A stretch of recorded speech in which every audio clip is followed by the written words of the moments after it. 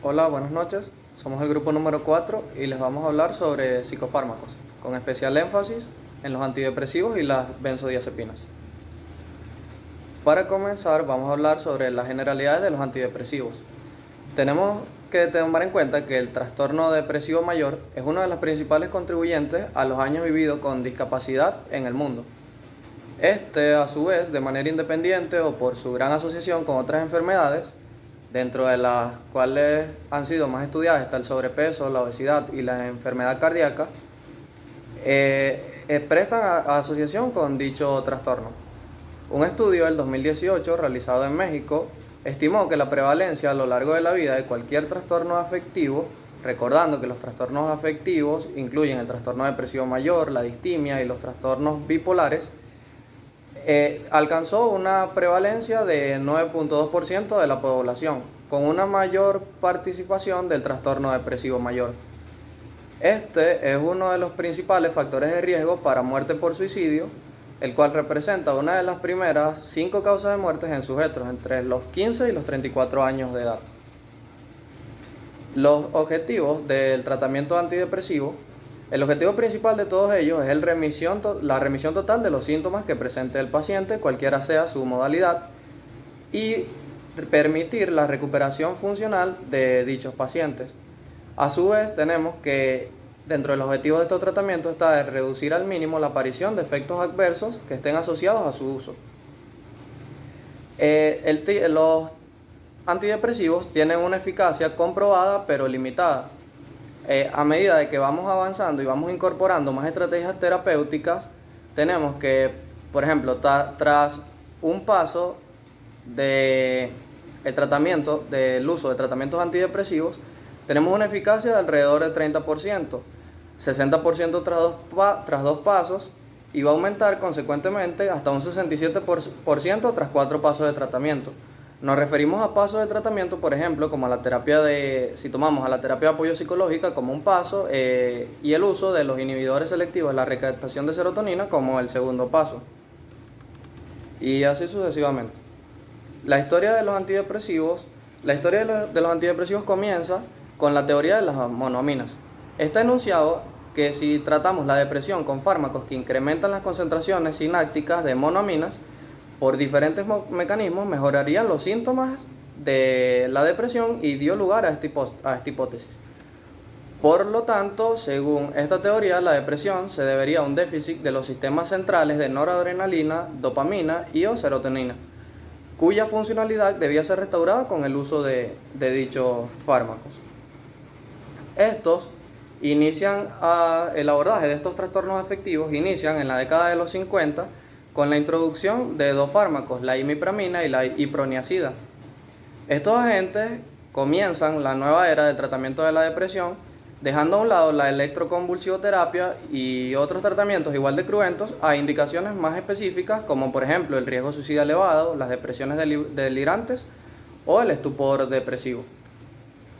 Los inhibidores de la monoamino oxidasa corresponden a la primera generación de antidepresivos. Estos se descubrieron durante los años 50, la década de los años 50, y tienen su mecanismo de acción debido a que bloquean la monoamina oxidasa, que es una enzima que se encuentra en el espacio presináptico que se encarga de metabolizar la serotonina y la noradrenalina, lo cual, si la bloqueamos, va a permitir que los neurotransmisores aumenten su cantidad en la sinapsis, incrementando a su vez su efecto sobre los receptores para los cuales están destinados.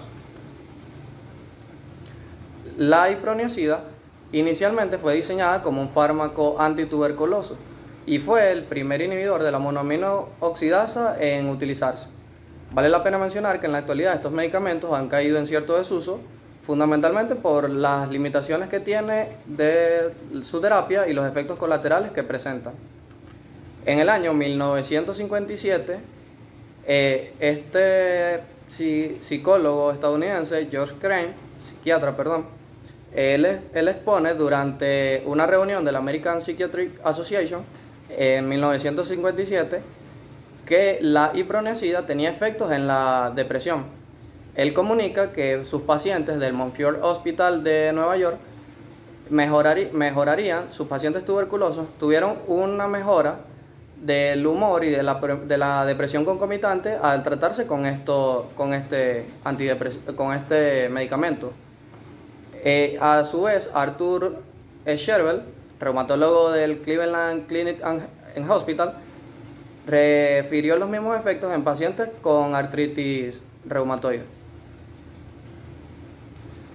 En 1956, la imipramina sale al mercado como un antidepresivo tricíclico que inicialmente fue concebido como un neuroléctico. Se realizó una prueba en 300 pacientes esquizofrénicos que sufrían a su vez de depresión endógena. Su efecto en pacientes psicóticos era bajo, pero sin embargo su actividad antidepresiva era superior a la de cualquier sustancia conocida hasta la fecha. Es por esto que sale a la luz como el primer antidepresivo tricíclico, que son fármacos capaces de disminuir la recaptación de aminas endógenas como la noradrenalina y la serotonina, aumentando así su concentración en el espacio sináptico y dando lugar a comprobar la hipótesis de la teoría de las monoaminas.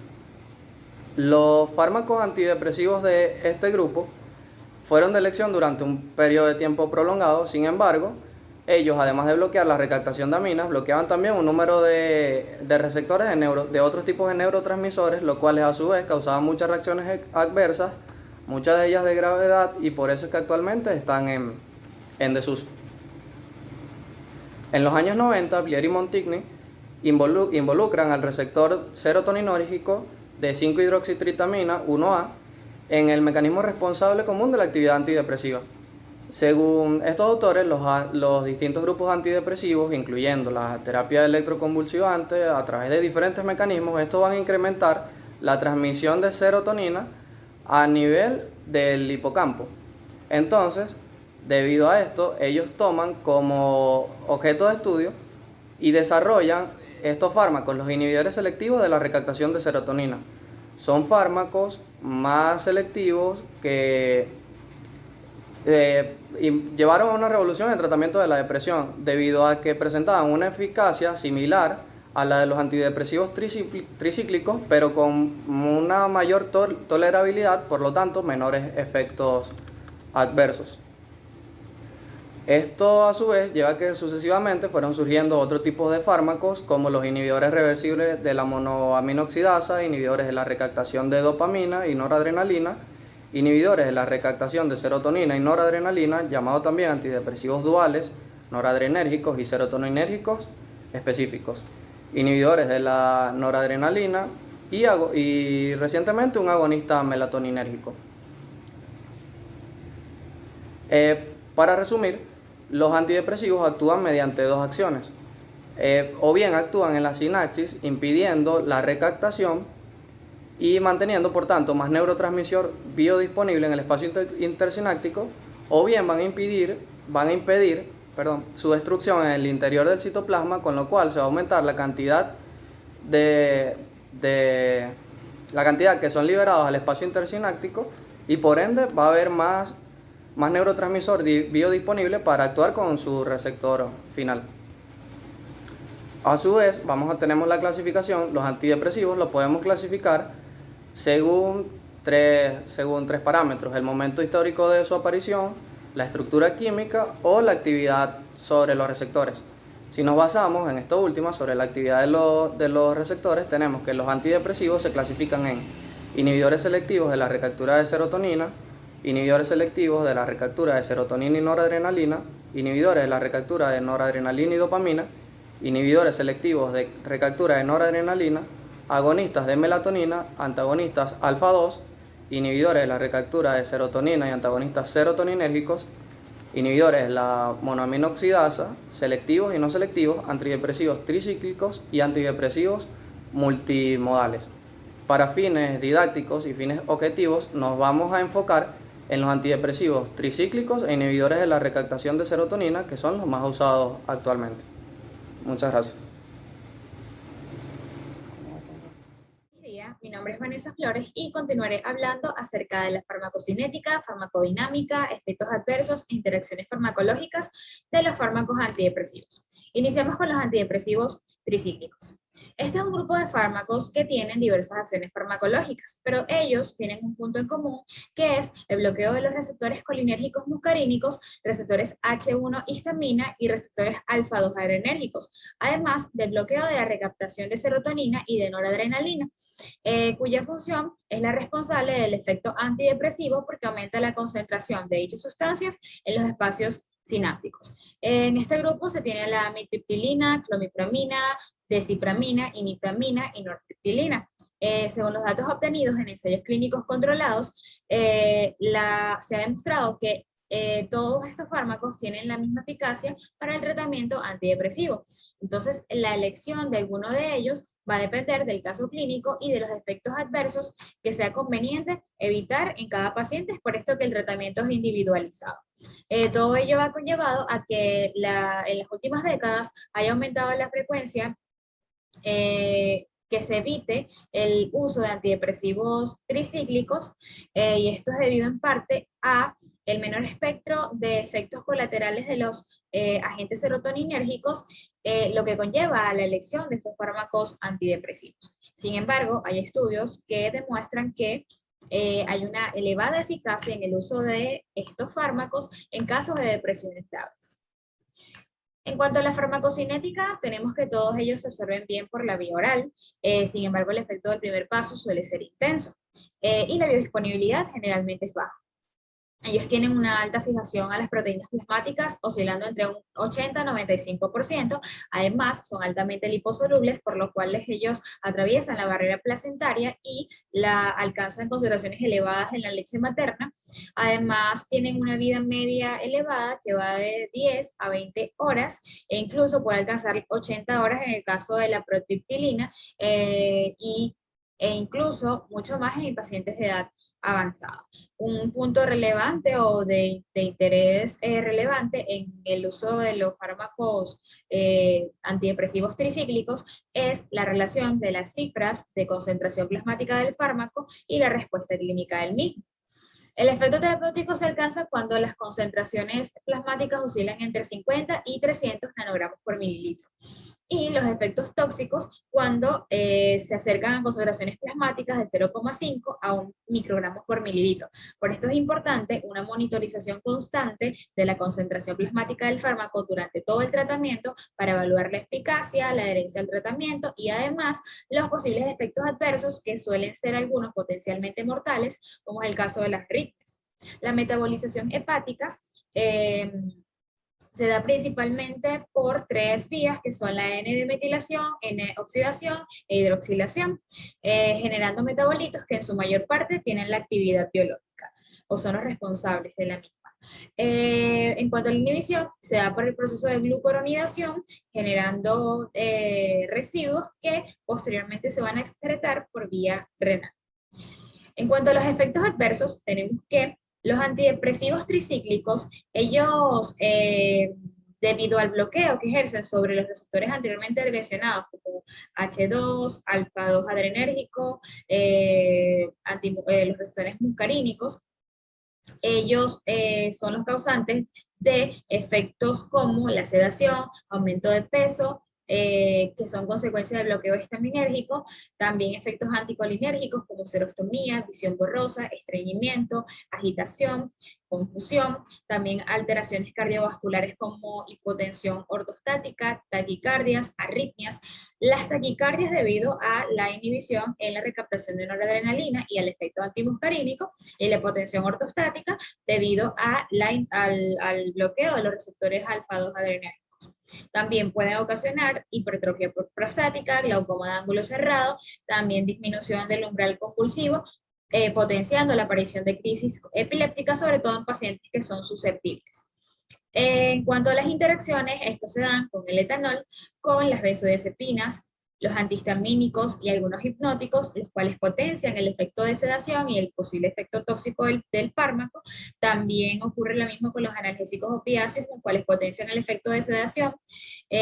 También hace interacción con los simpático-miméticos, los cuales potencian la acción de estos fármacos. pudiendo ocasionar crisis hipertensivas. También con respecto a las fenotiacinas, ellas ejercen una potencia o potencian la acción de sedación de los antidepresivos tricíclicos. Ocurre que con los neurolépticos de alta potencia como aloperidol, risperidona, y con los inhibidores selectivos de la recaptación de serotonina, estos inhiben el metabolismo de o la metabolización de los antidepresivos tricíclicos, haciendo que sus concentraciones sean elevadas y que se produzcan los efectos tóxicos. Con respecto a los inhibidores selectivos de la monoaminoxidasa, estos fármacos provocan un aumento en la concentración central de serotonina y de noradrenalina, ocasionando en el paciente delirium, convulsiones, fiebre, coma, entre otros. Y también hacen interacción con los anticonceptivos orales, los cuales inhiben la metabolización de los antidepresivos tricíclicos. Ahora vamos con los inhibidores selectivos de la recaptación de serotonina. Estos fármacos tienen una potente y selectiva inhibición o generan una potente y selectiva inhibición de la recaptación de serotonina. Esta acción es análoga a la de los antidepresivos tricíclicos, aunque superior a la recaptación de norepinefrina, y es inferior o nula en el bloqueo de los receptores alfa-1 adrenérgico, receptores H1 histamina o colinérgicos muscarínicos. Estos fármacos ejercen un nulo bloqueo de los canales de sodio, por los cuales son fármacos de elección para pacientes cardiópatas. Aquí en este grupo destacan la fluoxetina, sertralina, fluvoxamina, paroxetina, escitalopram y citalopram. Debido a el menor espectro de efectos colaterales, a la eficacia comprobada y a la baja toxicidad, son fármacos de frecuente uso por los psiquiatras clínicos. Además, se ha demostrado actualmente que al menos el 35% del tratamiento en la fase inicial se hace con un inhibidor selectivo de la recaptación de serotonina. La farmacocinética de este grupo de fármacos radica en que su absorción es por vía oral. Hay una diferencia entre la farmacocinética de este grupo de fármacos, y esto se debe a la variabilidad en la vida media y así generan o no metabolitos activos. Tenemos que esta vida media oscila entre 15 y 24 horas, siendo la fluoxetina la acción más prolongada, que alcanza hasta 24 y 96, entre 24 y 96 horas, y la norfluoxetina, que es el metabolito desmetilado de la fluoxetina, que tiene una semivida de 7 a 15 días, y esto es importante porque hay que tenerlo en cuenta en el caso de pacientes de edad avanzada o pacientes que tengan enfermedades hepáticas. La fijación a las proteínas plasmáticas es elevada, entre un 50 y 95%. El metabolismo de los mismos es hepático y genera metabolitos inactivos, a excepción de la fluoxetina, sertralina y citalopram. En cuanto a la excreción, tenemos que renal fundamentalmente en la fluoxetina y fluvoxamina, y en el caso de citalopram y sertralina es por heces. Los efectos adversos, tenemos que, aunque los inhibidores selectivos de la recaptación de serotonina son fármacos de uso frecuente por los menores efectos anticolinérgicos, esto se ha demostrado que con frecuencia causan síntomas gastrointestinales, principalmente náuseas, también nerviosismo, agitación, alteraciones del sueño y posiblemente alteraciones sexuales como disminución de la libido o placer sexual, anorgasmia y o retraso de la eyaculación. Sin embargo, hay que tener en cuenta que esta disminución de la libido puede verse a la depresión per se. La fluoxetina causa pérdida de peso. Se han apreciado efectos extrapiramidales con el uso de estos fármacos, sobre todo en los pacientes que son susceptibles, y esto es importante al momento de administrarle a los pacientes que tienen enfermedad de Parkinson o cuando se usan en conjunto con neurolépticos. En cuanto a las interacciones farmacológicas, tenemos que resaltan la inhibición de las enzimas de citocromo P450, también destacan las interacciones, se destacan las interacciones entre estos fármacos y los antidepresivos tricíclicos por la inhibición de diferentes enzimas, como por ejemplo la CYP2D6. Esto puede ocasionar en el paciente convulsión, alteraciones neurológicas, alteraciones en la conducción cardíaca, entre otros. Y la paroxetina y la fluoxetina son los que ejercen este efecto de forma más potente. Además tenemos que la fluvoxamina aumenta la concentración plasmática de warfarina, hay que tenerlo en cuenta en los pacientes que toman anticoagulantes. Y un punto importante en cuanto a los efectos no deseados de estos fármacos es el síndrome serotoninérgico, en el que el paciente tiene taquicardia, puede tener hipertermia, escalofríos, agitación, mioclonías, rigidez muscular, diaforesis, náuseas, diarrea, coma, entre otros. Y esto se produce cuando generalmente se utilizan en conjunto otros fármacos como son los inhibidores de la monoaminoxidasa, los fármacos antidepresivos tricíclicos, triptófano y litio, porque ellos también aumentan la concentración de serotonina en los espacios sinápticos. Este síndrome serotoninérgico tiene una gravedad que va desde leve hasta letal, y esto se ha demostrado que en los casos más graves es por el uso en conjunto de un inhibidor selectivo de la monoaminoxidasa y un inhibidor selectivo de la recaptación de serotonina. Entonces esto hay que tenerlo en cuenta en el momento en que se indiquen los fármacos. Muchas gracias.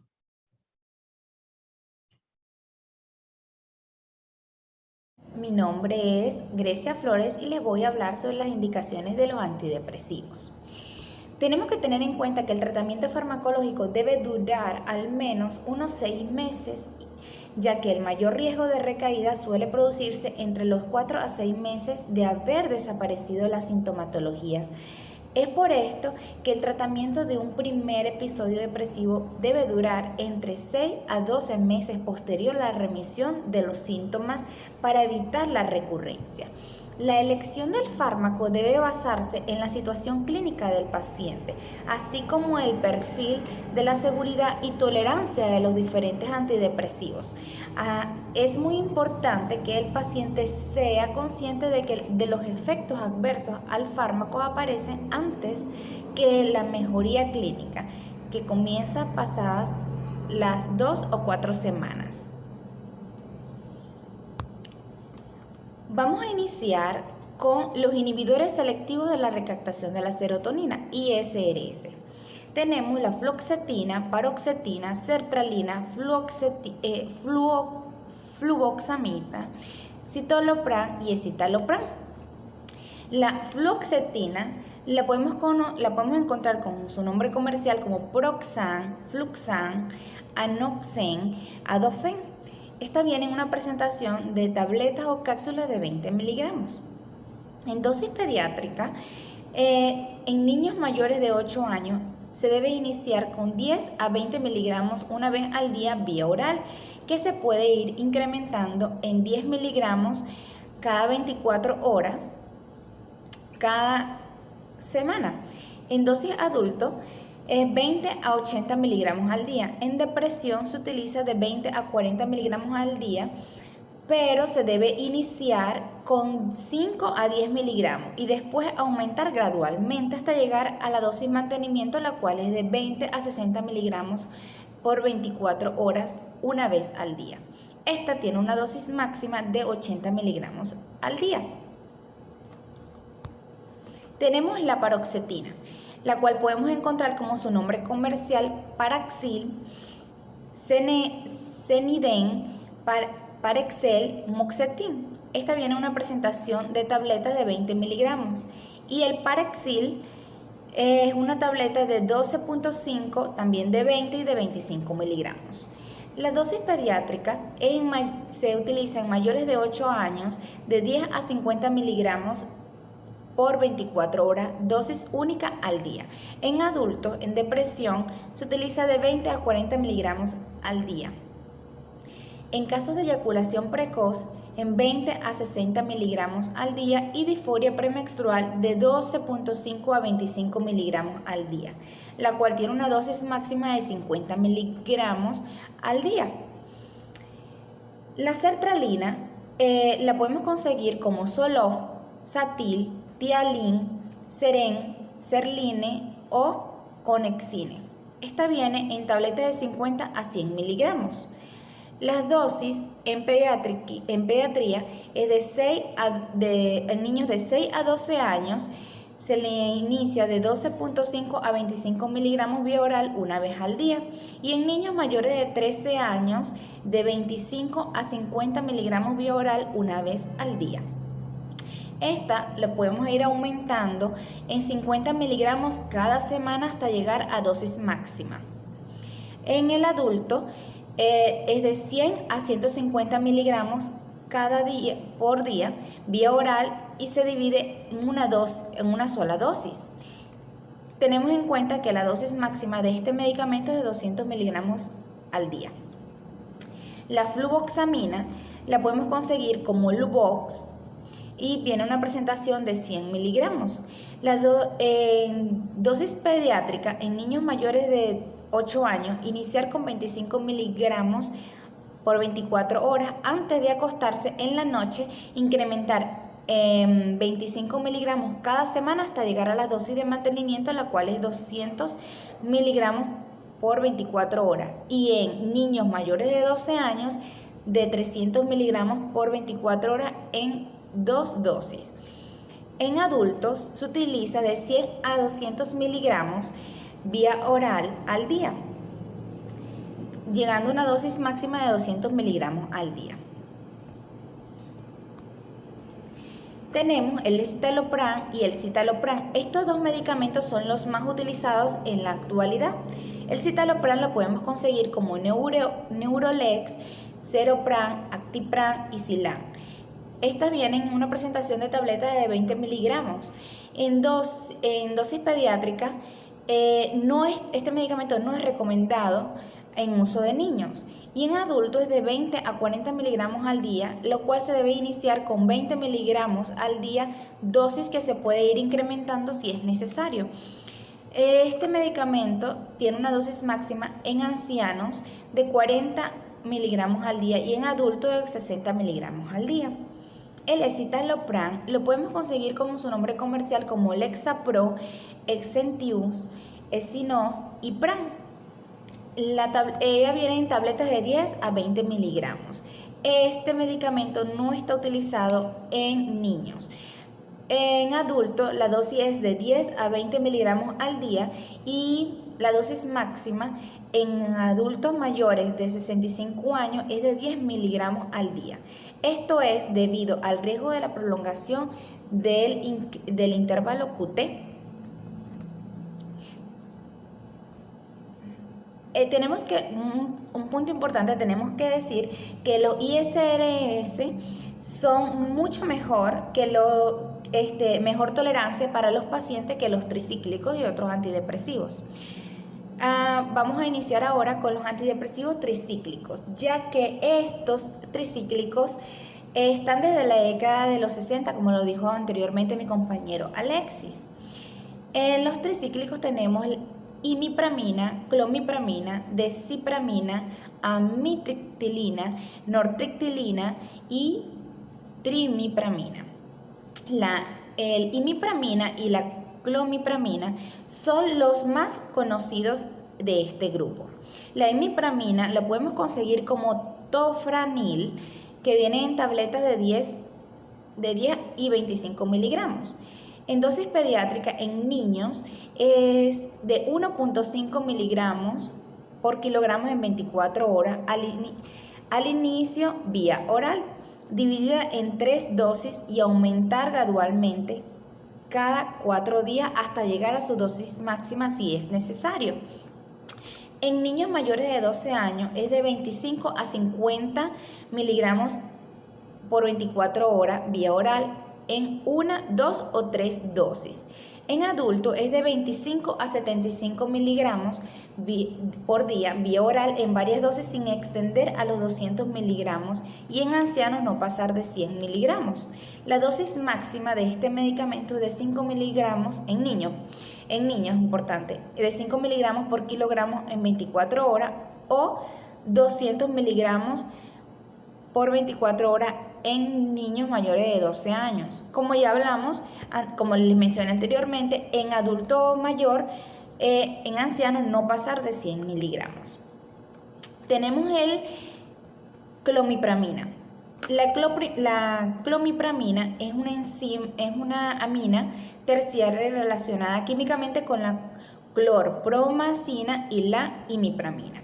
Esta lo podemos conseguir como su nombre comercial, anafranil. Esta viene en una tableta de 25 a 75 miligramos. En las dosis pediátricas no es recomendable en niños menores de 10 años y en mayores de 10 años es de 25 miligramos al día y posterior aumentar gradualmente hasta dosis de mantenimiento, lo cual es de 100 miligramos al día o 3 miligramos por kilogramo al día. Y la dosis en adultos es de 100 a 200 miligramos al día vía oral, teniendo en cuenta que la dosis máxima en menores de 18 años es de 200 miligramos al día y en mayores de 18 años es de 200 miligramos al día. Tenemos acá la decipramina, la cual la vamos a conseguir como su nombre genérico, decipramina. Ella viene en tabletas de 100 miligramos, una dosis pediátrica de 2 a 4 miligramos por kilogramo al día y en dosis adulto de 100 a 200 miligramos al día, con una dosis máxima de 250 miligramos al día. La imitriptilina la podemos conseguir como de prelio, triptisol, triptanol y este viene como comprimido recubierto de 25 miligramos. En dosis pediátricas es de 1 miligramo por kilogramo en 24 horas dividido en 3 dosis por 3 días. Continuar con 1.5 miligramos por kilogramo en 24 horas y después ir incrementando gradualmente según sea necesario hasta la dosis máxima de 5 miligramos por kilogramo en 24 horas. Y en niños de 13 a 18 años, en este caso sería adolescentes, 10 miligramos vía oral. Este tratamiento también es utilizado como profilaxis en migraña. En dosis adulto tenemos en depresión de 100 a 200 miligramos al día en una o varias dosis y en caso de dolor neuropático que también es utilizado este tratamiento, este medicamento que es la amitriptilina se utiliza de 10 a 70 miligramos al día en dosis tomadas antes de acostarse, teniendo en cuenta que la dosis máxima es de 5 miligramos por kilogramo en 24 horas. La nortriptilina la podemos conseguir como Martimil, Paxtivi y esta se encuentra como tableta de 10 miligramos. En dosis de pediatría es de 6 a 2, en niños de 6 a 12 años es de 1 a 3 miligramos por kilogramo en 24 horas dividida entre 3 o 4 dosis vía oral.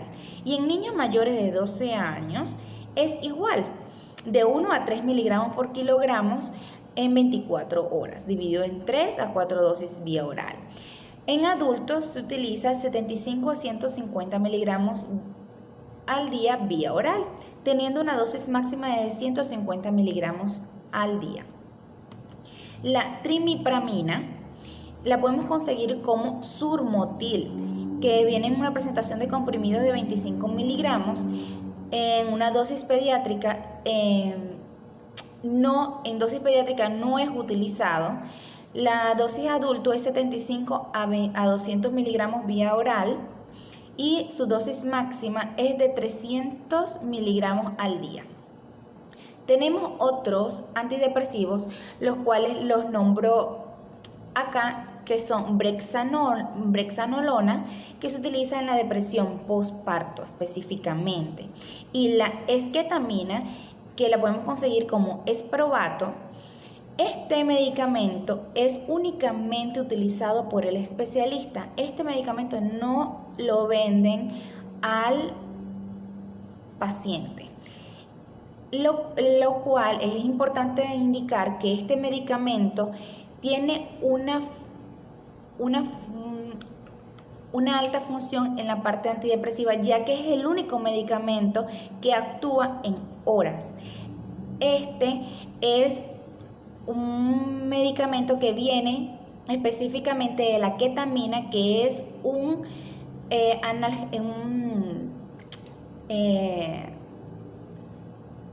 que es un anestésico local, y este es un medicamento en spray nasal, lo cual se utiliza específicamente en clínica, autorizado por el especialista. Las indicaciones de los antidepresivos: en depresión mayor vamos a utilizar todos los anteriormente mencionados. En los trastornos de ansiedad generalizada se utiliza escitalopram, paroxetina, duloxetina. El duloxetina lo nombro acá, este es un antidepresivo dual de los ISRS. Trastornos del pánico, se utiliza imipramina, clomipramina, fluoxetina, paroxetina, sertralina, citalopram y escitalopram.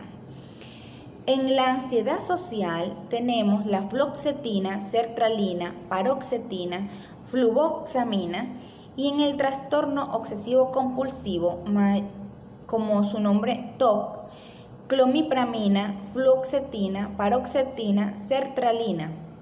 En el trastorno por estrés postraumático tenemos la fluoxetina, sertralina, paroxetina. Y en la bulimia nerviosa utilizamos fluoxetina o sertralina. Espero que les haya gustado. Muchísimas gracias. Ok, buenas. Mi nombre es Aranza Flores y yo le voy a hablar sobre la definición, un poquito de historia, mecanismo de acción y la clasificación de las benzodiazepinas. Las benzodiazepinas es un medicamento psicotrópico, es decir, que actúa sobre el sistema nervioso central, causando así efectos como ansiedad, hipnóticos, ansiolíticos, anticonvulsivos, amnésicos y miorrelajantes.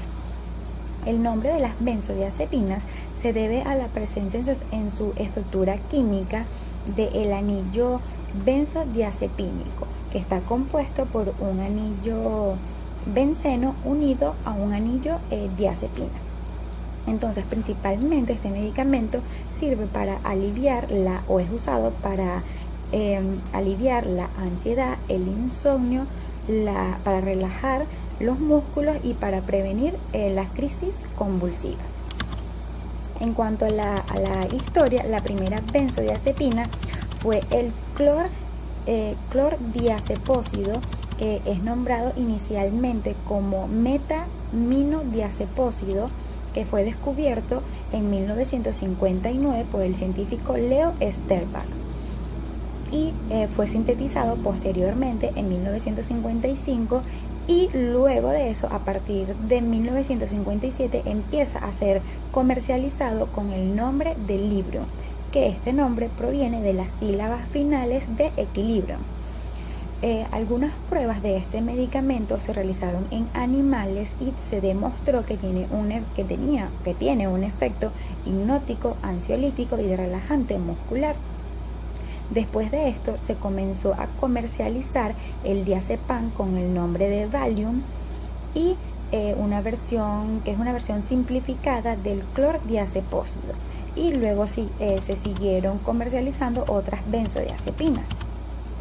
Ciertos problemas del sueño fueron tratados con nitrazepam, temazepam y flurazepam, medicamentos que eran indicados para tratar las dolencias relacionadas con el estrés en 1960 y 1970, y se administraba una dosis más baja que las necesarias para producir hipnosis.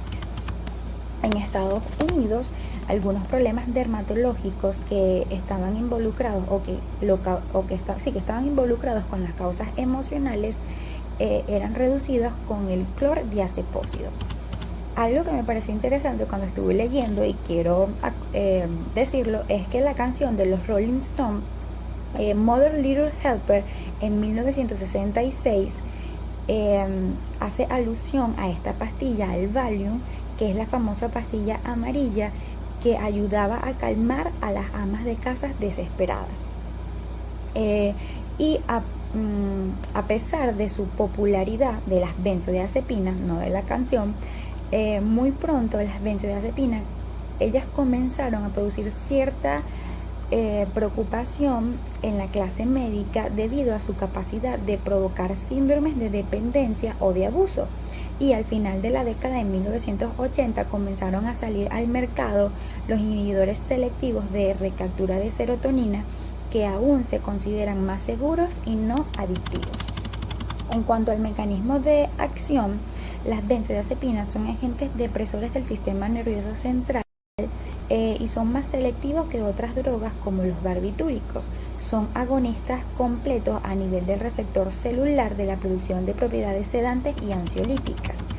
Y las benzodiazepinas tienen un efecto que influyen directa o indirectamente en casi todos los aspectos funcionales cerebrales. Vamos a ver este video que todas las benzodiazepinas actúan aumentando la acción de la sustancia química natural del cerebro, que es la que vemos en pantalla, el GABA, que es ácido gamma aminobutírico, que es un neurotransmisor, es decir, es un agente que transmite un mensaje de una célula cerebral, que es la neurona, hacia otra. El mensaje GABA se transmite, es un mensaje de inhibición que comunican las neuronas, que se ponen en contacto, y lo que hace es que disminuya la velocidad o dejen de transmitir. Su reacción en los sitios especiales de esos receptores GABA, ubicados, como podemos ver en la imagen, en la parte exterior de la neurona, lo que recibe es que abre un canal, permitiendo así que las partículas negativas de iones de cloruro entren a la neurona. Estos iones negativos sobrecargan la neurona, debilitando la respuesta de la misma a otros neurotransmisores que en condiciones no normales excitarían. Es decir, ahí es donde actúan sobre la ansiedad, la tristeza y el insomnio. Ok, para culminar el mecanismo de acción, como resultado del incremento de la actividad inhibitoria causada por las benzodiazepinas, lo que hace es que disminuya la producción cerebral de los neurotransmisores excitativos, y incluso se reduce la producción de la noradrenalina, la serotonina, la acetilcolina y la dopamina. Y esto es por esto que se utiliza para la ansiedad. En cuanto a la clasificación, se pueden clasificar según el inicio de acción y la semivida de eliminación. El inicio de acción hace referencia al tiempo transcurrido desde el fármaco que es administrado hasta que se logra alcanzar su concentración máxima. Esta variable temporal va a depender de la forma farmacéutica sobre la cual fue elaborado, la vía de administración, la liposolubilidad del fármaco, es decir, la capacidad del fármaco para atravesar la barrera hematoencefálica para que el fármaco pueda ejercer su acción, y el tiempo que transcurre hasta que el fármaco atraviese esa barrera. Esta clasificación se distingue en tres variables. Tenemos la de inicio rápido, que la concentración máxima del fármaco va a aparecer antes de 1 hora. La del inicio intermedio, la concentración máxima del fármaco aparece entre 1 o 2 horas, y la de inicio lento, la concentración máxima del fármaco va a aparecer en 2 horas o más. Y la clasificación según la semivida, es decir, el tiempo que transcurre hasta que el fármaco es expulsado del organismo, va a depender de la metabolización del fármaco, su liposolubilidad, la presencia de metabolitos activos y la producción de grasa del cuerpo. Y tenemos tres tipos, que está la semivida corta, que el periodo de eliminación del fármaco es igual o inferior a 6 horas. La intermedia, el periodo de eliminación del fármaco se encuentra entre las 6 y 24 horas, y la prolongada, el periodo de eliminación del fármaco es igual o de más de 24 horas. Aunque algunas literaturas podemos ver que la clasificación de acción larga dice que es un efecto por más de 12 horas. De la de acción intermedia, de 8 a 12 horas. La de acción corta tiene un efecto entre 4 a 6 horas, y de acción ultra corta tiene una vida media inferior a 5 horas. Entre los ejemplos, aunque esto más adelante lo van a decir, pero la de acción larga podemos destacar el diazepam, la de acción intermedia el clorazepam, la de acción corta el lorazepam y la de acción ultra corta el triazolam. Pero más adelante mi compañera Bárbara va a hablar de eso. Muchas gracias. Muy buenos días, mi nombre es Bárbara Graterol y vamos a contemplar algunos aspectos sobre la farmacocinética de las benzodiazepinas. ¿Okay? En cuanto a su absorción y biotransformación, por lo general las benzodiazepinas tienen una buena absorción vía oral. Estas adquieren una buena concentración en el sistema nervioso central debido a que tienen una adecuada liposolubilidad. En cuanto a factores que pueden tener relevancia en su absorción, tenemos que cuando el paciente tiene el estómago vacío, tiene una buena absorción, una absorción rápida.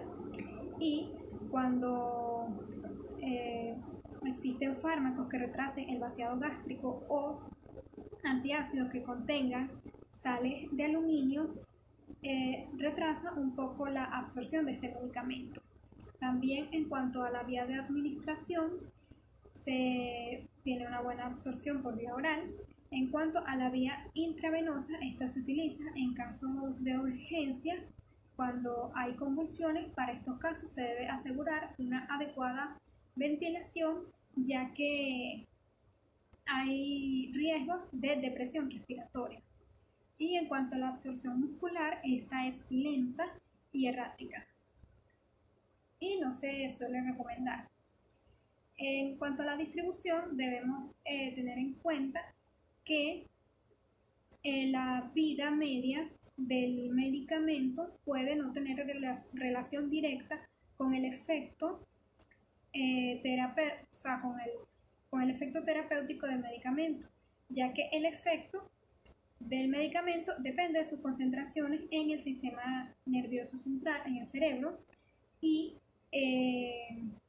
el medicamento puede permanecer durante muchas horas en el sistema, ¿sí? Entonces su vida media puede ser muy larga y sus efectos terapéuticos pueden ser cortos, como en el caso del diazepam.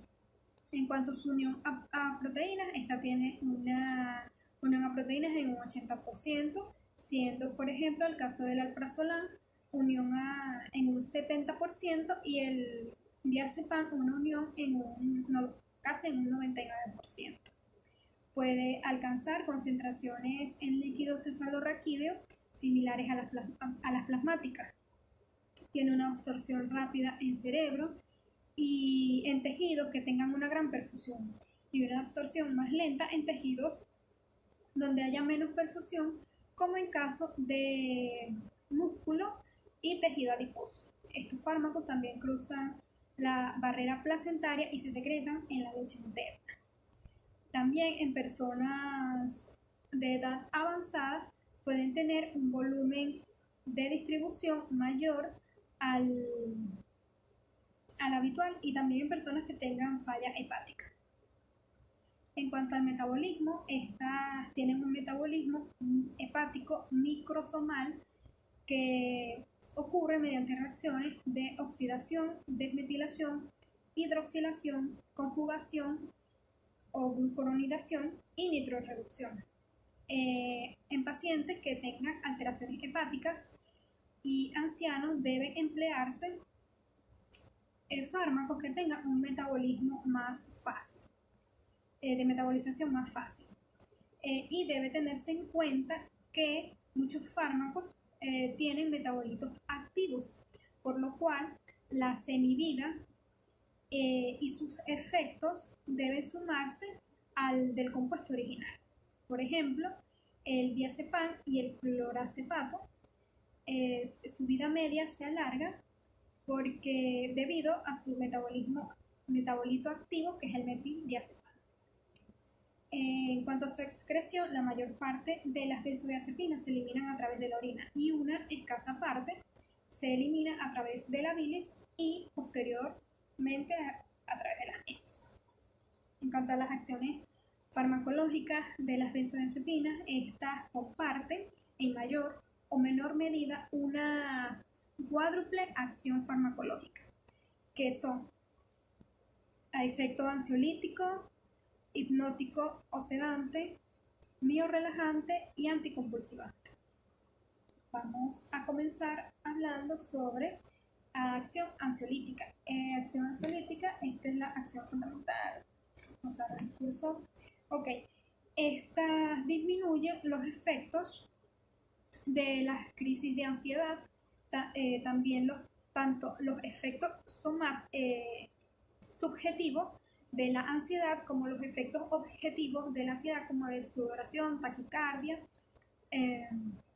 alteraciones gastrointestinales, y no alteran lo que sería el funcionamiento físico y mental de los individuos. Estos medicamentos permanecen como los principales ansiolíticos debido a que tienen a su eficacia y tienen un inicio rápido, casi inmediato, de sus acciones terapéuticas, y tienen un perfil más favorable de efectos colaterales con una poca o casi inexistente efectos adversos o efectos paradójicos, como lo es la irritabilidad y hostilidad.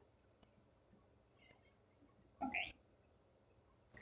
En cuanto a su acción relajante muscular, esta es una característica de todas las benzodiazepinas, aunque es variable según el tipo de compuesto. Su mecanismo afecta varias estructuras del sistema nervioso central, médula espinal, formación reticular, ganglios basales y cerebelo. Estos medicamentos se utilizan en casos de espasmos musculares, como sería el tétanos o una disfunción temporomandibular. Estos medicamentos provocan relajación de la musculatura esquelética en estados distónicos, disinéticos, hipertónicos y espásticos. Cabe destacar que la acción de estos medicamentos no ocurre a nivel de la musculatura estriada, ni tampoco a nivel de la unión neuromuscular, sino a nivel del sistema nervioso central. Su acción anticonvulsivante: poseen una acción anticonvulsivante generalizada y es útil frente a convulsiones. Pueden ser terapéuticas como lo es electroshock, o aquellas producidas por agentes tóxicos, febriles, síndrome de abstinencia al alcohol, el uso de barbitúricos y crisis de ausencia, y en tratamiento de estatus epiléptico. En estos casos debe emplearse unas altas concentraciones de este medicamento y medicamentos que tengan una mayor solubilidad, como el caso del diazepam. Okay.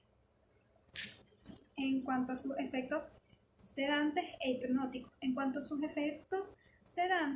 se aprovecha el uso de las benzodiazepinas antes del procedimiento quirúrgico, especialmente en aquellos pacientes que presenten ansiedad.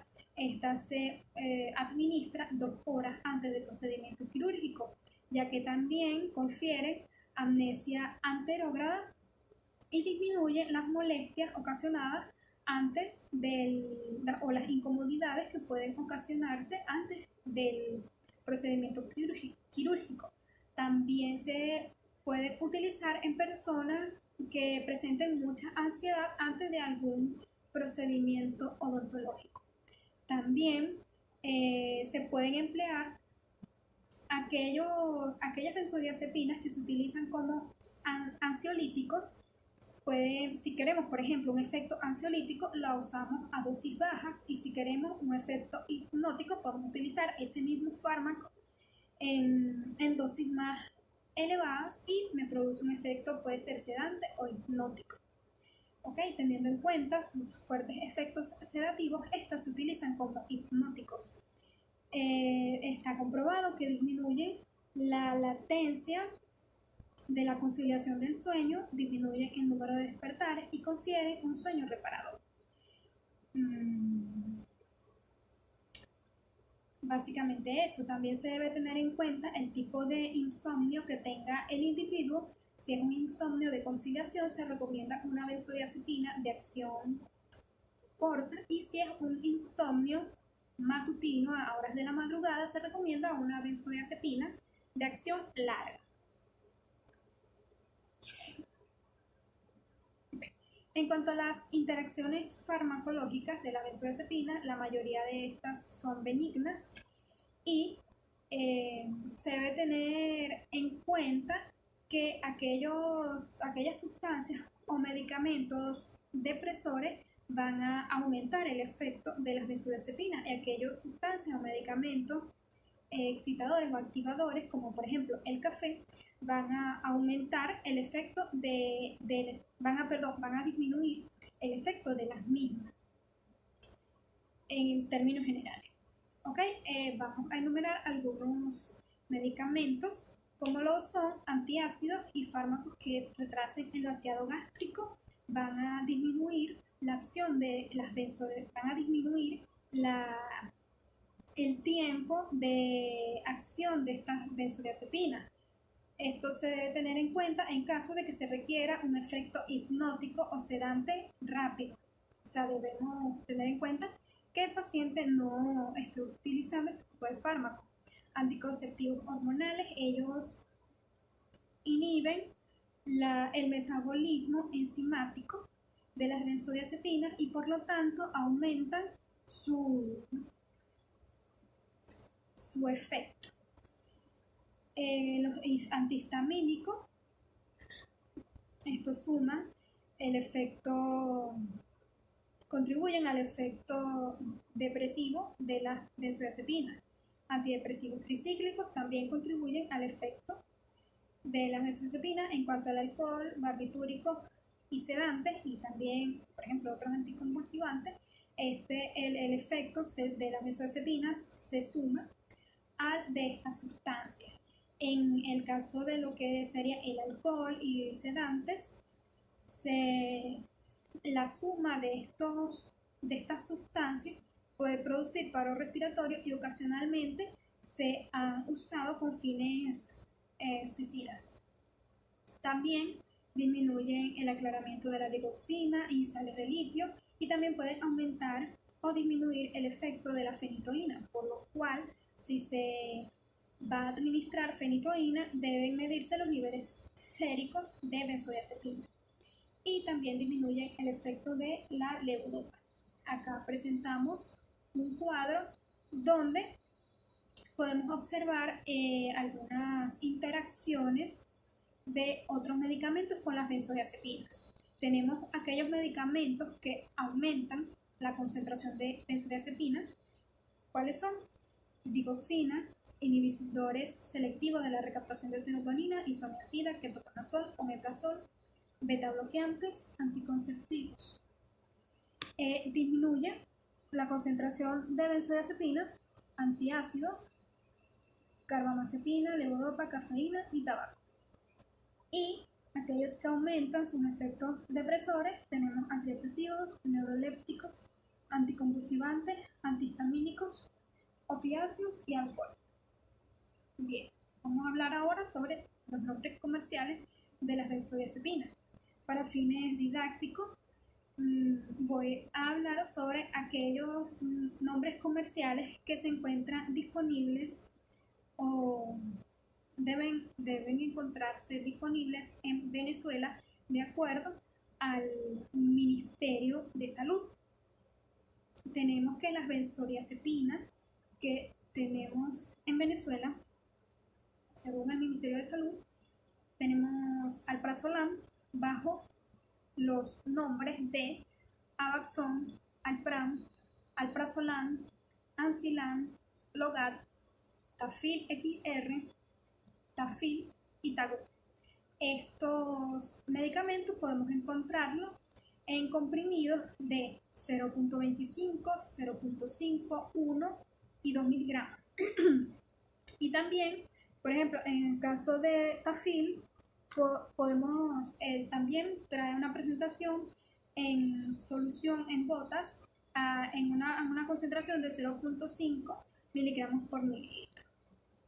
El midazolam lo podemos encontrar bajo los nombres de Bezocer, midazolam, midazepin y Solam. Este medicamento se encuentra en ampollas, puede encontrarse en una concentración de 5 miligramos por mililitro y 1 miligramo por mililitro. Y las ampollas pueden ser de 1 mililitro, 3 mililitros, 5 mililitros y 10 mililitros. El oxazepam lo podemos encontrar bajo el nombre de Buscobras, que con este medicamento contiene el butilbromuro de iosina, un antiespasmódico, y oxazepam. Este lo podemos encontrar en tabletas de 10 miligramos. El bromazepam lo podemos encontrar bajo el nombre de bromazepam GMP y lexotanil.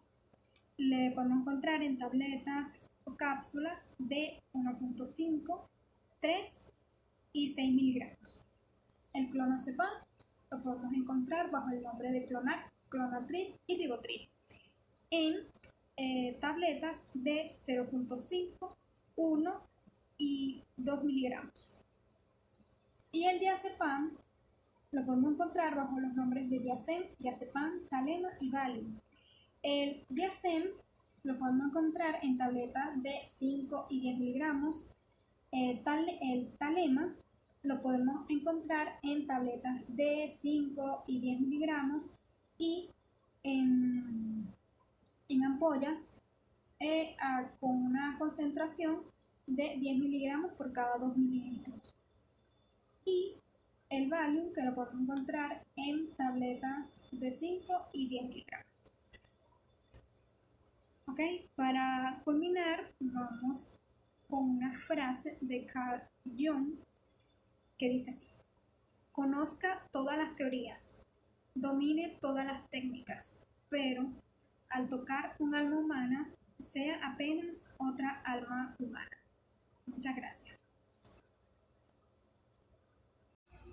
A continuación, para finalizar el tema de benzodiazepinas, hablaremos acerca de las indicaciones terapéuticas, los efectos adversos y las contraindicaciones de la misma. Las benzodiazepinas son medicamentos bastante seguros, los cuales los vamos a utilizar para disminuir la excitación neuronal. Estos tienen efecto a nivel del sistema nervioso central, efecto ansiolítico, efecto sedante, hipnótico y de relajante muscular. Y los utilizamos en casos de ansiedad generalizada, insomnio, fobias, trastornos obsesivos compulsivos, trastornos afectivos, algunas urgencias psiquiátricas como la agitación psicomotriz, la esquizofrenia, el delirium tremens para prevenir convulsiones y agitación, y en algunos casos especiales como enfermedades crónicas estresantes tales como el cáncer, enfermedades cardiovasculares y enfermedades reumáticas. Referente a los efectos adversos, como mencioné al principio, son fármacos bastante seguros y bien tolerados, sin embargo no están exentos de crear efectos adversos. Todos estos en base al tiempo prolongado del uso, a la dosis y a la utilización incorrecta de los mismos. Van a causar somnolencia, sedación, ataxia, disartria, comportamientos hostiles, van a causar alteración del ritmo cardíaco, van a causar además alteraciones como vómitos, trastornos estomacales. A dosis muy altas, los pacientes suelen crear tolerancias si las consumen durante mucho tiempo, y luego al intentar buscar algún efecto de las benzodiazepinas no lo vamos a encontrar. Estas también suelen causar dependencia física y psicológica, y luego de su suspensión pueden generar fenómenos de rebote. Estas van a estar contraindicadas en pacientes alérgicos a las benzodiazepinas debido a los efectos adversos que van a ocasionar en los mismos, En el caso de glaucoma de ángulo cerrado, ya que las benzodiazepinas tienen un posible efecto anticolinérgico, lo cual va a causar un aumento de la presión intraocular, empeorando el cuadro clínico del paciente. También en los casos de hipotonía muscular y miastenia gravis, porque como mencioné al principio, las benzodiazepinas tienen efecto de relajante muscular, especialmente a nivel de la musculatura lisa. Por ende, el paciente va a presentar entonces un empeoramiento de la clínica. También están contraindicadas en los casos de insuficiencia respiratoria aguda, apnea del sueño y en los casos de intoxicación etílica aguda y síncope, ya que causan depresión del sistema nervioso central. Para finalizar, quiero compartir esta frase con ustedes que dice que en los sueños encontramos un mundo enteramente nuestro. Albus Dumbledore.